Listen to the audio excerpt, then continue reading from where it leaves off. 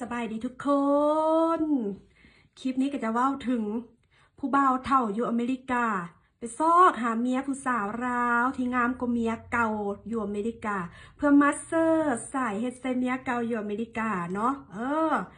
ผู้เฒ่าไทยใต้มาอยู่อเมริกาแต่มีสันดานโคตรขี้ทีเลยถึกเมียทิ่มปะเลยได้ไปซอกหาเมียสาวราวงามๆเพื่อมาเฮ็ดใส่เมียเก่าเอาเข่าไปดัดแคลตัดแคลเอาเขาไปรีดผมยืดผมไปซื้อสูทงามๆใส่ก็ยังบ่งามสู่เมียเก่าก็เลยได้จำใจป้าเขาได้เอาแหวนมั่นนั้นให้เขาเป็นการตอบแทนบัดนี้พี่น้องไทยใต้เพิ่นก็อยากได้เพิ่นแต่ว่าบ่งามแล้วก็เท่าแล้วก็มีสันดานหน้าเงินคือกันเลยย่านกันแล้วเขาก็เลยหา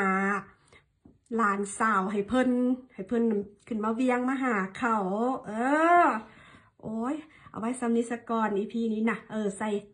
EP 0เพราะเป็นจุดก่อนเริ่มต้นที่ว่าเมียน้อยยูท่าจะได้กับผัวมันเนาะมารอติดตามเมียน้อยยูท่า EP 1ว่างานมันออนละเวงจะเป็นไปแบบใดเนาะ